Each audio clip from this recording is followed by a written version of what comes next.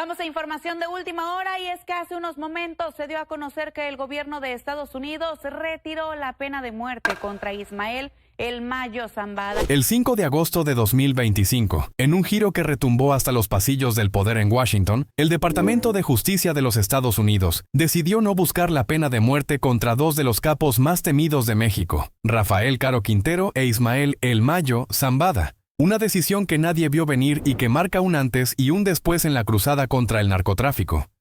Lo más asombroso es que ambos pertenecen al grupo de 29 presuntos delincuentes extraditados en febrero de este año, encabezado por Vicente Carrillo Fuentes, en la mayor transferencia de mafiosos en la historia bilateral entre México y Estados Unidos. Este anuncio no solo sacudió las Cortes Federales, sino que encendió interrogantes. ¿Por qué renunciar al arma más letal del sistema judicial norteamericano?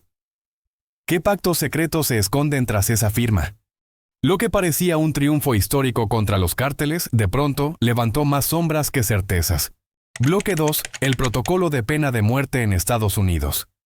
En los tribunales federales de Estados Unidos, la opción de solicitar la pena de muerte sigue un riguroso protocolo, que comienza cuando la Fiscalía presenta una solicitud formal al juez encargado. Esa petición debe incluir un memorando detallado y contar con la aprobación expresa del fiscal general, en este caso Pamela Bondi, tras una investigación exhaustiva y brindando a la defensa oportunidades plenas para argumentar en contra. Si el juez autoriza el proceso, el caso se divide en dos fases. Primero se decide la culpabilidad y luego, en un juicio de pena, el jurado federal determina si corresponde la pena capital. Para que el veredicto condenatorio se concrete, la recomendación debe ser unánime y el juez está obligado a imponerla. Con este marco en mente, veamos ahora el caso particular de Vicente El Viceroy Carrillo Fuentes. Bloque 3. Caso Vicente El Viceroy Carrillo Fuentes. Vicente Carrillo Fuentes, conocido en el submundo criminal como El Viceroy, ha sido una pieza clave en la historia del narcotráfico mexicano. Nacido en 1962 en Ciudad Juárez, Carrillo Fuentes es hermano del célebre Amado El Señor de los Cielos, Carrillo, y heredó el liderazgo del cártel de Juárez tras la muerte de su hermano en 1997 y la posterior captura de otros dirigentes. Apodado El Viceroy, por su supuesta habilidad para dirigir operaciones complejas desde las sombras, su organización mantuvo alianzas estratégicas con la Línea, célula conformada por policías y sicarios, y colaboradores del Cártel del Golfo para controlar las rutas de cocaína, metanfetamina y marihuana hacia Estados Unidos.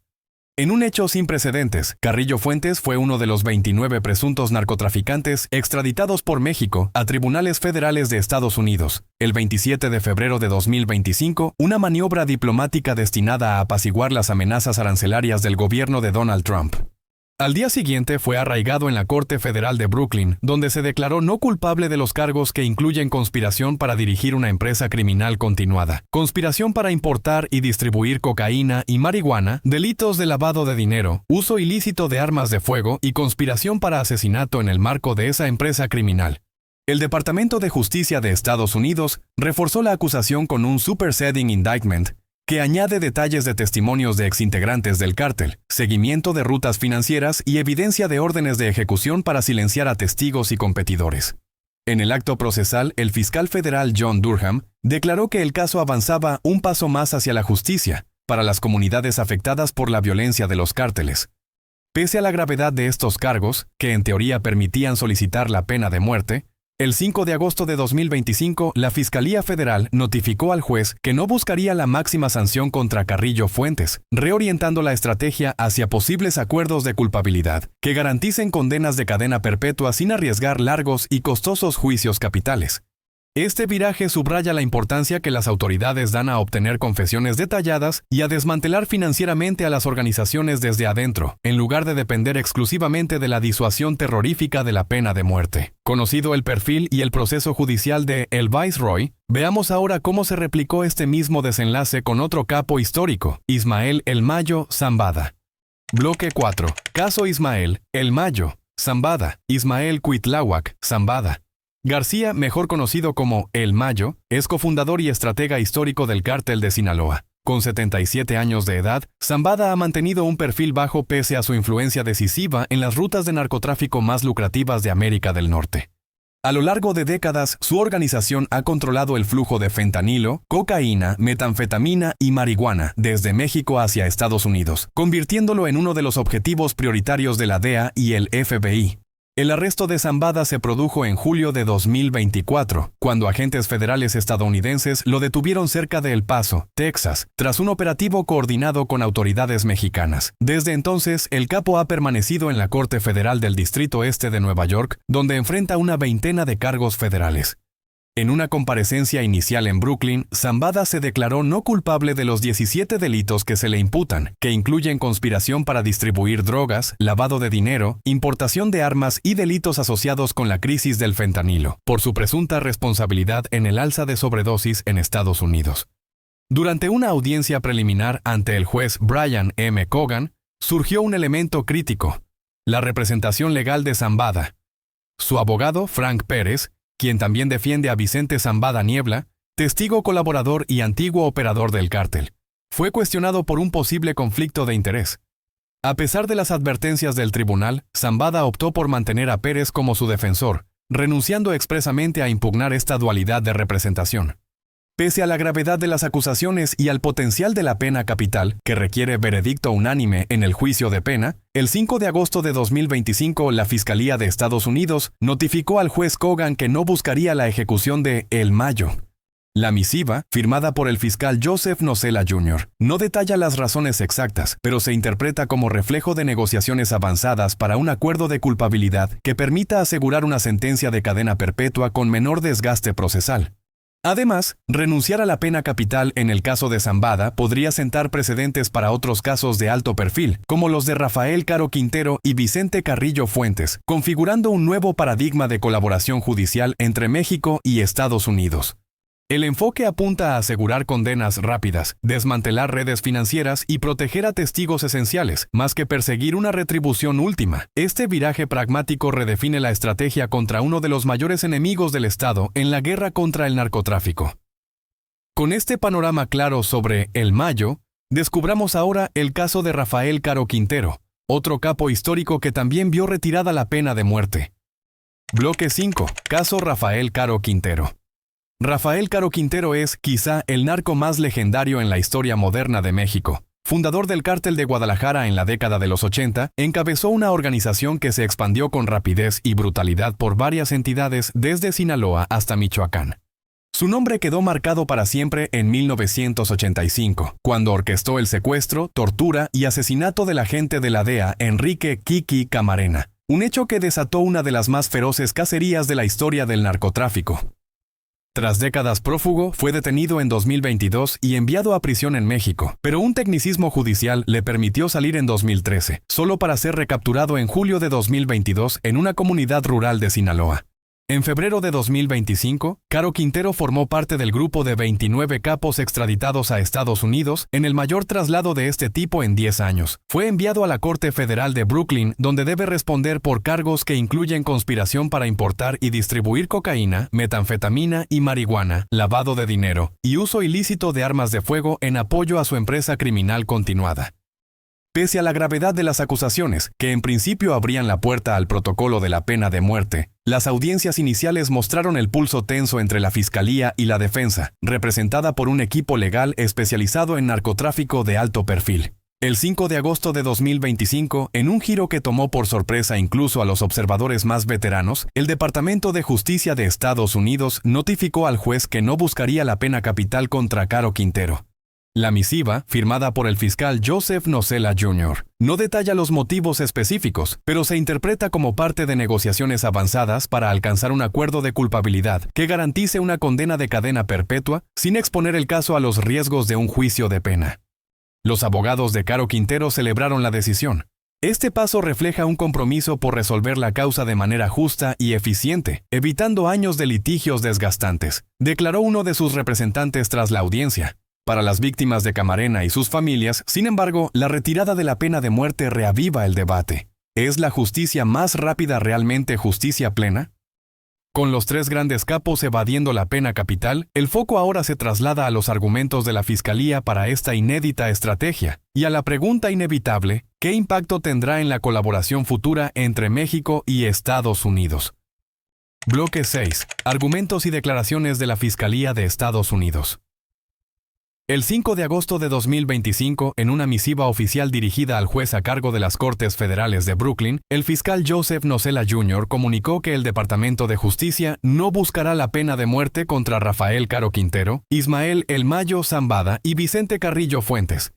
Aunque la carta no detalla los motivos específicos para esta decisión, fuentes del propio departamento indican que responde a negociaciones avanzadas, encaminadas a lograr acuerdos de culpabilidad que garanticen condenas de cadena perpetua con menor desgaste procesal y mayor certidumbre de cumplimiento.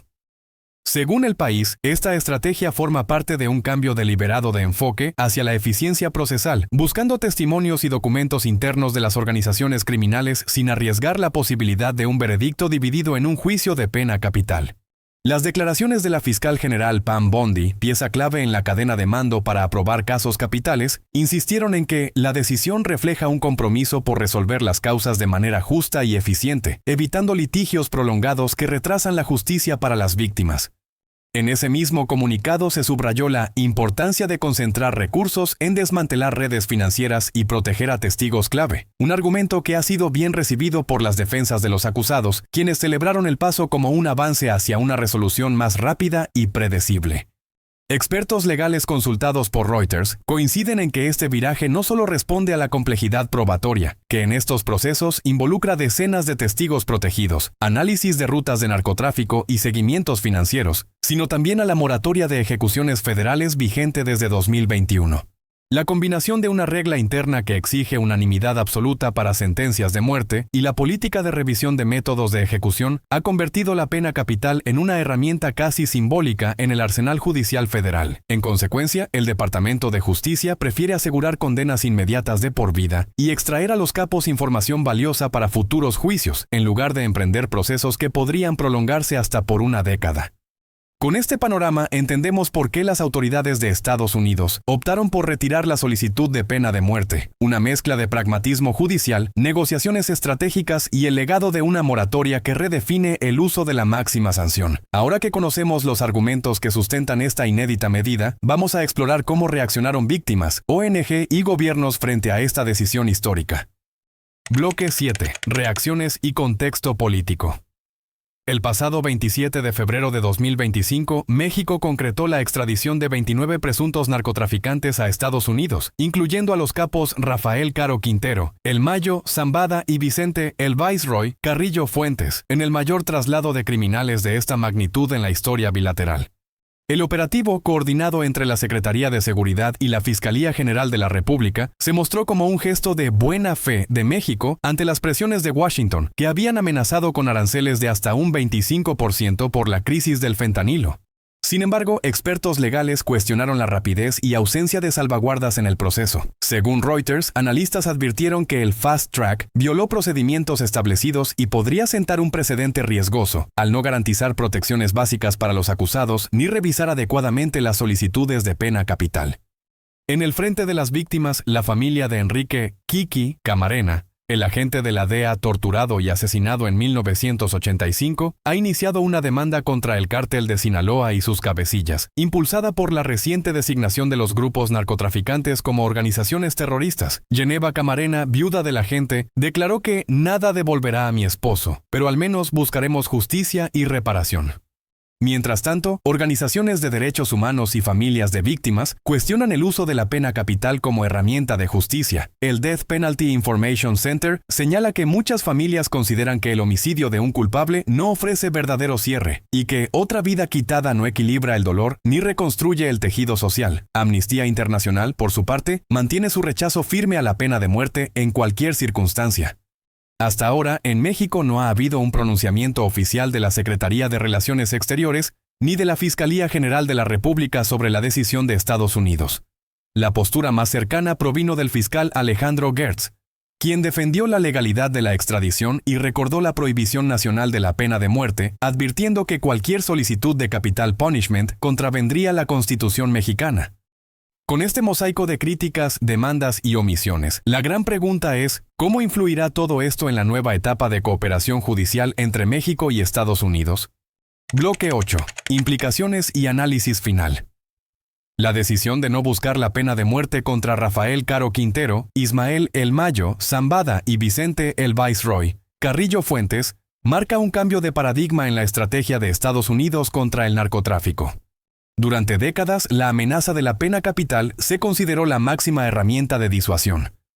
Ahora el énfasis se traslada a acuerdos de culpabilidad que prometen desmantelar con mayor eficacia las estructuras financieras y operativas de los cárteles. Al renunciar a un proceso que podría prolongarse años en litigios de pena, el Departamento de Justicia prioriza la certeza de la condena y el colaboración de testigos, a cambio de sentencias de cadena perpetua que, de acuerdo con analistas de Reuters, ofrecen mayor rentabilidad procesal y un riesgo mínimo de veredictos divididos.